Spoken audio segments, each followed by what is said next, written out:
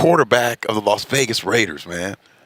I mean, what does that feel like? It's every dream you've ever had, coming true, man. It just makes you want to do your best that much more and fulfill your dreams and, man, just pay everybody back that's giving you this opportunity.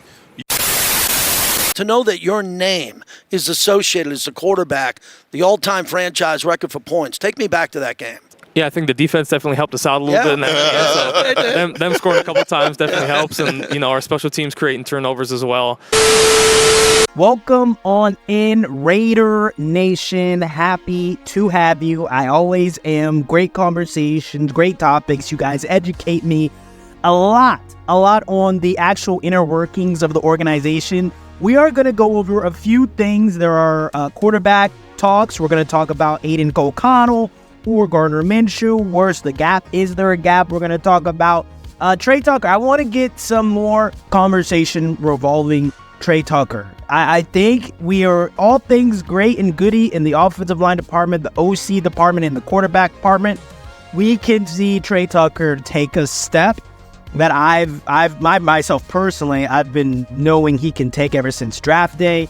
And then last thing I want to talk about is something really, really phenomenal about the Las Vegas Raiders that I feel like people aren't really discussing, and it's okay and it's good because I still feel like the Raiders, y'all are an organization that people kind of overlook until you hit the big stage, overlook until you have to convince the media that you're good. You beat a Chiefs team, they're only talking about what the Chiefs did bad. They're not going to talk about what y'all did great, how y'all outworked them, how y'all outdid this, outdid that.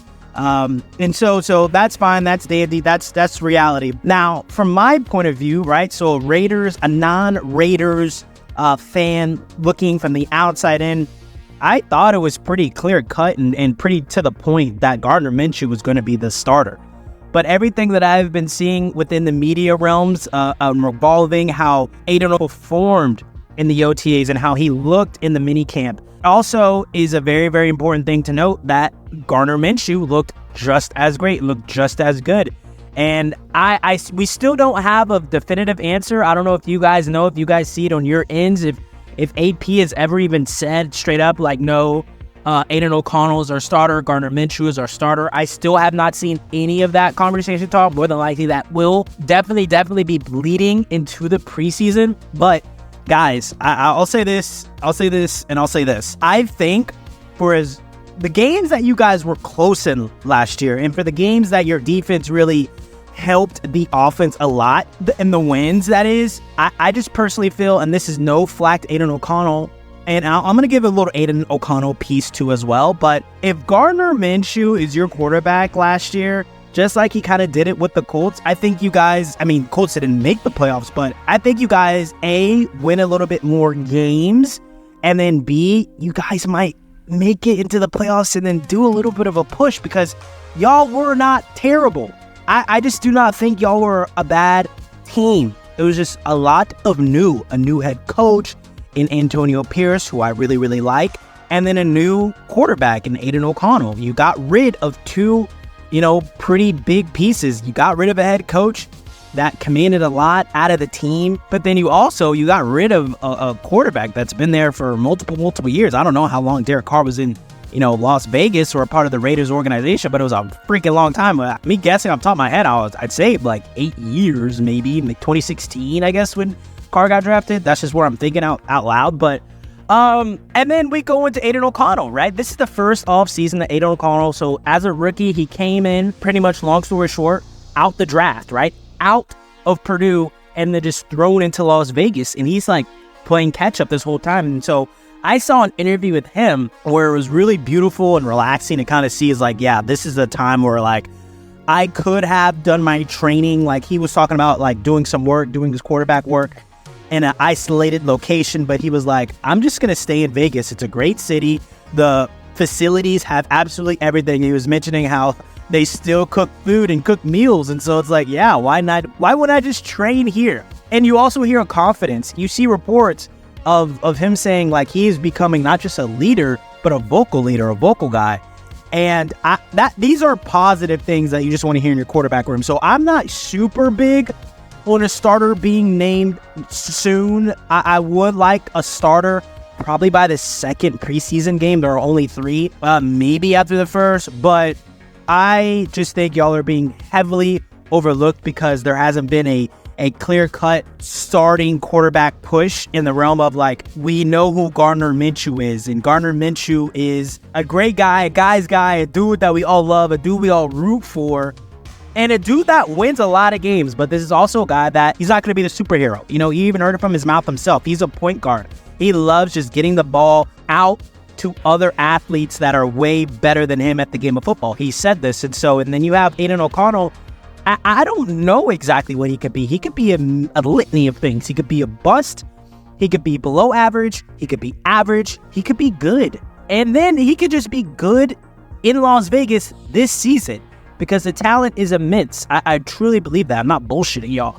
I really think the talent's going to be something of an eye-opening for the entire world to see, the entire NFL fan base. When they see the Raiders rolling, it's going to be like, oh my gosh. So I do want to talk about Trey Tucker, but I do want to talk about, just because it's flowing so well right now, this unit within the Las Vegas Raiders.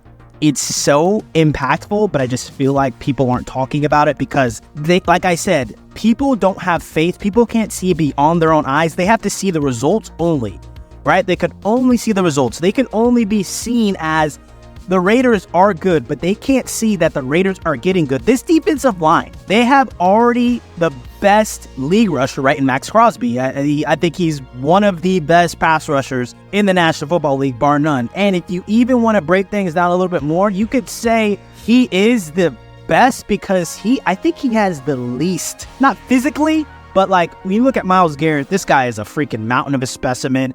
And so is Max. I'll give that to Max. But Max, it just seems like he was never given what he has, right? I just feel like he had to work for every single thing. And so there's a mentality. There's a switch to him. And when you hear him talk, he like hates the Chiefs. Like he like really just wants to get good. And then you bring in from Miami, Christian Wilkins, who has been like a top 5 interior defensive tackle for such a long time in his career. Even when his career started early in Miami, he's always been that dude. Even at Clemson, when he won a national championship, he's always been that interior force.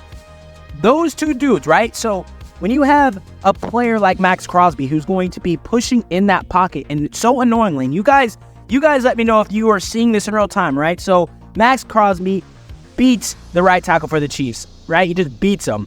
But it's such at a wide bend that Patrick Mahomes is able to step into the pocket, right? And maybe he gashes you guys for a little 8-yard rush. That lack of interior pressure is so key. And Christian Wilkins, he had 9 sacks in 2023. So you're going to be getting interior pass rush as well as exterior pass rush. So with your edges and within the interior, things are looking great. And I believe, and y'all just let me know, I didn't see every single Raiders game last year, but the Raiders games that I did see, Malcolm Kuntz, dog, bro. I just love the way he plays. He has a lot of energy. I mean, that has to be leaking off of Max Crosby. There's a lot of pride, and he's quick. I think he has multiple moves. I think he's heavily underrated, honestly, Malcolm Kuntz. I don't know if you guys are going to plan on extending him. I think he's up or due for any type of extension, but I don't know if that's going to happen, just money's wise. The only problem about this defensive line is this has to be the time where Tyree Wilson just takes the step. Like, we're waiting for Tyree Wilson to take that step, and I just hope it actually happens this upcoming season, because not only is this a new defensive line for the Las Vegas Raiders, but this is going to be a new defensive line for the Denver Broncos, a new defensive line for the Kansas City Chiefs, a new defensive line for the Los Angeles Chargers. This is going to be new matchups that they're not used to blocking. And so that's why I believe that defensive line could be just a beautiful heaven-sent gift that the league isn't really talking about. Trey Tucker, man, the reason why I'm obsessed with the Raiders in a way, because I just love the city of Las Vegas. I just love it. I love the city of Las Vegas. But then I have a notion that the Raiders have always been an organization that got guys that I wanted for the Bengals. Like, I'm a Bengals fan. They always got guys that I wanted in Cincinnati. And Trey Tucker is just one of those dudes. It's speedster, a straight threat down the field. And you saw him make crazy deep plays last year as the number 3. You get Devontae Adams, you get Jacoby Myers, and then you get Trey Tucker.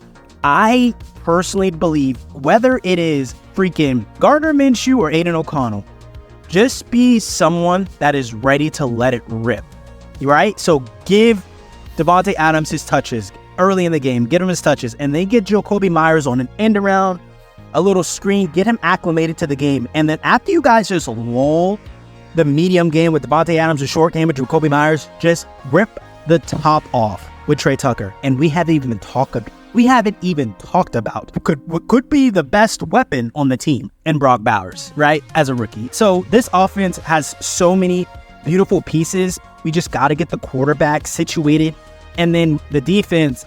I'm just gonna be ready every Sunday. Like, I'm gonna be betting. People were like, "Hey, you want to go against the Chiefs or Raiders? Who do you think, Miles?" And I'm gonna be so pro Raiders and just be right. And I'm just ready for it. I hope y'all are ready for it. Correct me if I've been wrong anywhere, and do not forget to like, comment, and subscribe.